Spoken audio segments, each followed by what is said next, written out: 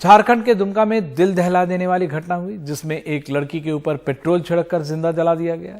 इस मामले में दोनों आरोपियों को गिरफ्तार कर लिया गया है और आपको बता दें कि ये घटना पिछले मंगलवार की है और लड़की की मौत रांची के रिम्स यानी RIMS में रविवार को हुई। सोमवार को मुख्यमंत्री ने इस मामले को ट्रायल्स फास्ट कोर्ट में कराने और मृतक के परिवार वालों को 10 लाख रुपए मुआवजे देने की घोषणा की है।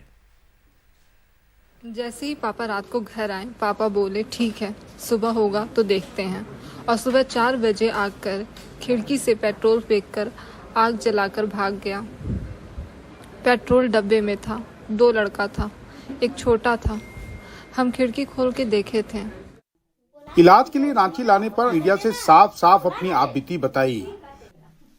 हालांकि जीवन का जंग तो वो हार गई, लेकिन उनके पिता की अब केवल एक मांग है,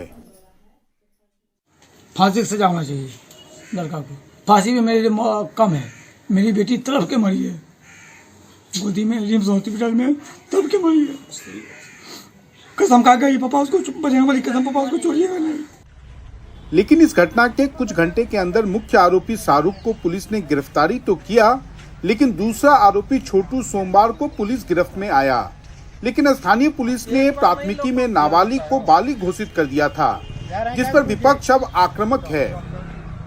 कोई ऐसा जिला नहीं है जहां दिन प्रतिदिन हमारी बेटियों और महिलाओं के साथ इस सरकार में या तो बलात्कार होता है या सामूहिक या हत्या होता है। राज्य में आज आश्चर्यचकित होकर राज्य की जनता ये जानना चाहती है कि झारखंड में सरकार नाम का कोई चीज है क्या। और एक तरफ मुख्यमंत्री, उनके मंत्रिमंडल, उनके विधायक वोटिंग में सैर कर रहे हैं। हालांकि इस मामले की संवेदनशीलता को देखते हुए मुख्यमंत्री हेमंत सोरेन ने एक साथ कई घोषणा की। ये घटना निश्चित रूप से काफी हृदय विदारक है और इसमें कानून अपना काम कर रहा है। और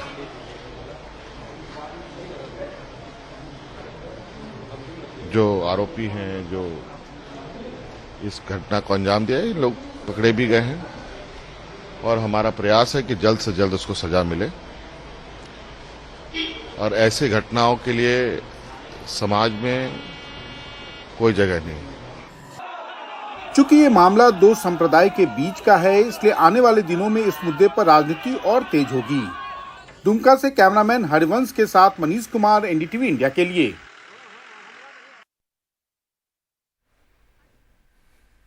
और अब मथुरा के रेलवे स्टेशन से चोरी हुआ बच्चा फिरोजाबाद की एक बीजेपी नेता विनीता अग्रवाल के घर से मिला है। मामले में पुलिस ने बीजेपी पार्षद और उनके पति को गिरफ्तार कर लिया है।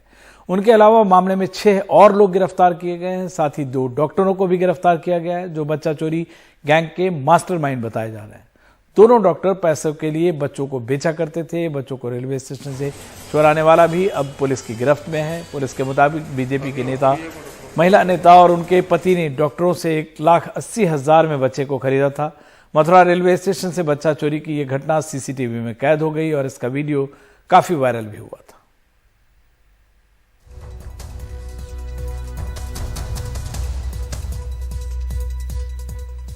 नोएडा में 103 मीटर ऊंचे ट्विन टावर को ध्वस्त करने का ऑपरेशन 100% सफल रहा। अब टावर से निकाले गए 80,000 टन मलबे को अगले 3 महीने में ठिकाने लगाने की तैयारी चल रही है। वहीं आसपास की सोसाइटी के लोग टावर गिराने वाली टीम का शुक्रिया अदा करते नहीं थक रहे। वाटरफॉल तकनीक का कमाल देखिए। 103 मीटर ऊंचे गगनचुंबी ट्विन टावरों के ध्वस्त होते ही करीब 80,000 टन मलबा सीधे नीचे गिरा, जिसमें से करीब 50,000 टन मलबा बेसमेंट में समा गया, जबकि 30,000 टन से ज्यादा मलबा ऊपर पड़ा है। मलबे का पहाड़, यहाँ पर जो पूरा ट्विन टावर है उसने एक तरह से मलबे के पहाड़ का रूप ले लिया है। और आप देखिए कि यहाँ पर ये जो बेसमेंट है ट्विन टावर का, उसमें हजारों टन मलबा समा गया है। बाकी का जो मलबा है वो करीब 10 से 15 मीटर ऊंचा है, बल्कि 20 मीटर ऊंचा होगा। तो ये जो पूरा मलबे का पहाड़ है, ये देखिए कि किस तरह से अलग अलग फ्लोर्स भरभरा के एक दूसरे के ऊपर गिर गए। ट्विन टावर से एमरेल्ड कोर्ट सोसाइटी के पहले टावर की दूरी महज 9 मीटर थी, लेकिन इस टावर के किसी भी फ्लैट के शीशे तक को नुकसान नहीं हुआ। टावर और सोसाइटी पूरी तरह सुरक्षित है। कुछ भी डैमेज नहीं है, 0% है। 4-5 ग्लासेस टूटे हैं, वो और 5-10 ग्लासेस का रिपोर्ट आएगा, वो रिप्लेस कर देंगे। एडिफिस उनको रिप्लेस करा रहा है, कोई प्रॉब्लम नहीं है। एडिफिस को आई गिव फुल मार्क्स कि उन्होंने जो बोला वो एक्चुअली में हुआ, बट कुछ जो शायद टुवर्ड्स हमारे नेबर के यहाँ टिल्ट करा है तो उनको थोड़ा डैमेजेस हुए हैं, तो which is sad part, but overall it looks like a win win situation. Twin tower से महज 27 मीटर दूर एटीएस विलेज सोसाइटी की बाउंड्री वॉल को थोड़ा नुकसान पहुंचा है, साथ ही कुछ घरों के शीशे टूटे हैं। ट्विन टावर गिरते वक्त हवा का रुख इस सोसाइटी की तरफ था, इसलिए धूल भी यहाँ काफी ज्यादा आई, लेकिन धीरे धीरे हालात सामान्य हो रहे हैं। मेन हाल तो एकदम ठीक है, लोग वापस आ गए हैं, सारी सर्विसेज चल रही हैं, बिजली, पानी, लिफ्ट, गैस। 2 टावर में गैस की प्रॉब्लम है क्योंकि उनके यहाँ भी जियो टेक्सटाइल लगे हैं, वो हट रहे हैं, हमारे ख्याल से शाम तक वहाँ भी रेस्टोर हो जाएगी। मेन प्रॉब्लम गंदगी की थी और मलबे की, उसकी सफाई का काम चल रहा है, वो 2-3 घंटे में वो हमारे ख्याल से शाम तक वो भी काफ़ी हो जाएगा। हम रात आ पाए, लेकिन बहुत ज़्यादा यहाँ पे धूल इतनी डस्ट है कि रहना मुश्किल है। लगता है परमात्मा अगर बवंडर कुछ करे, हवा ज़्यादा तेज चले बारिश से, तब बचाव है, तथा बचाव नहीं। पक्षी बहुत परेशान है, 8 से 10 पक्षी मरे पड़े हैं।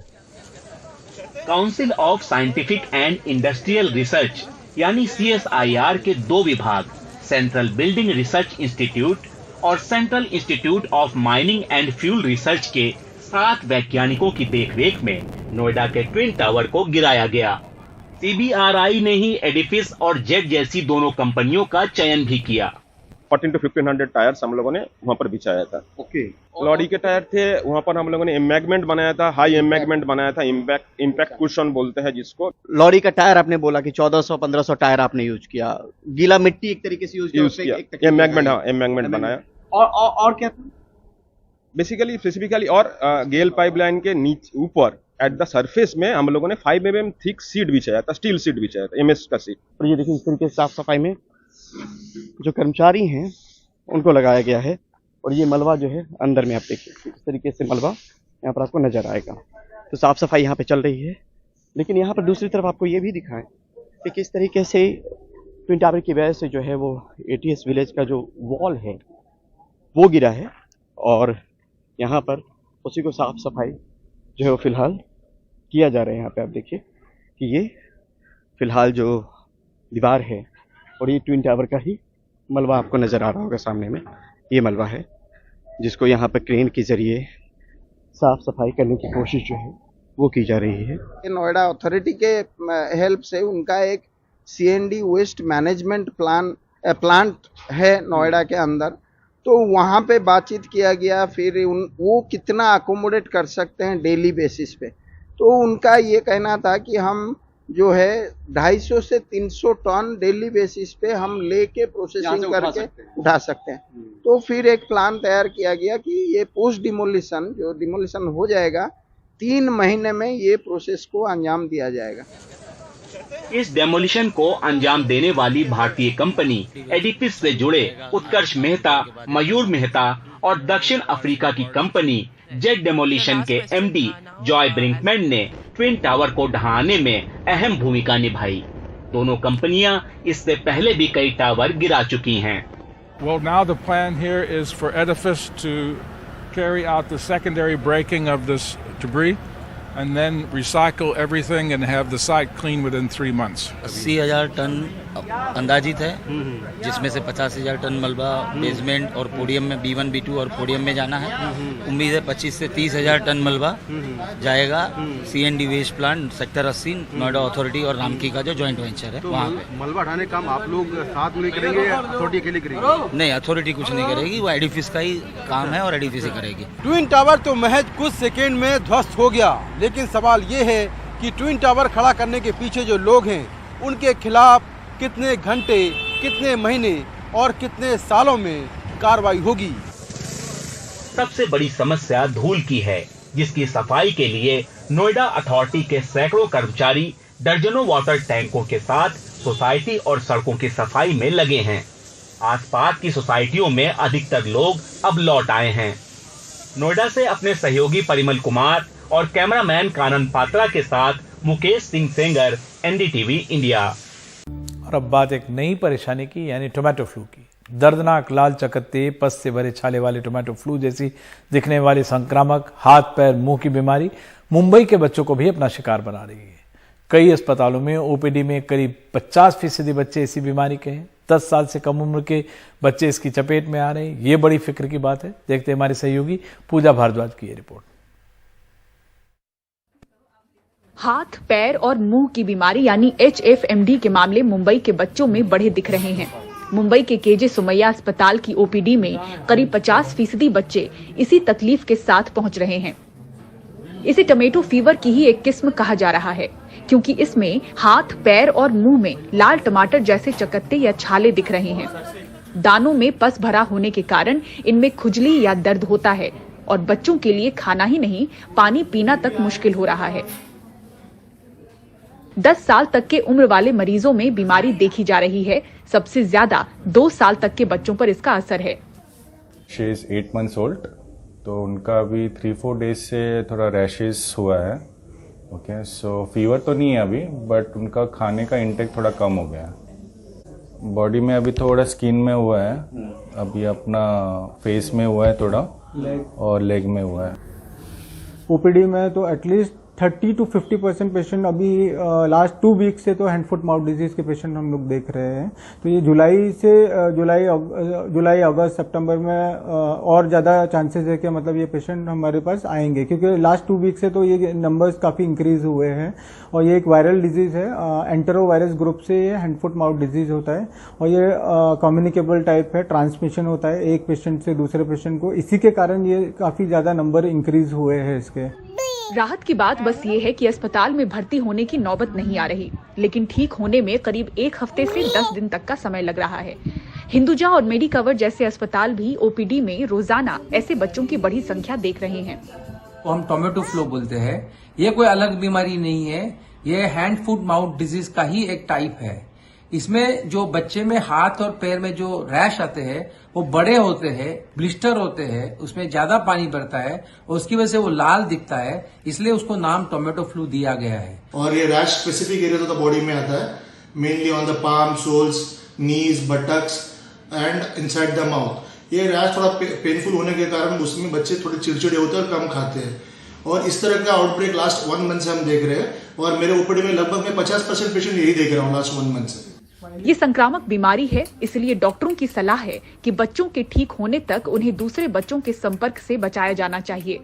मुंबई से पूजा भारद्वाज, एनडीटीवी इंडिया। और मुंबई के मशहूर लालबाग चाराजा की पहली झलक सोमवार को दिखाई दी। गणेश चतुर्थी 31 अगस्त को है। 11 दिनों तक मनाए जाने वाले इस त्योहार की तैयारियां शुरू हो चुकी हैं। बीते साल कोरोना की वजह से लालबाग चाराजा के ऑनलाइन दर्शन की सुविधा थी। इस साल कोरोना से जुड़े सारे प्रतिबंध हटा दिए गए, जिसके चलते श्रद्धालु बेहद उत्साहित नजर आते हैं।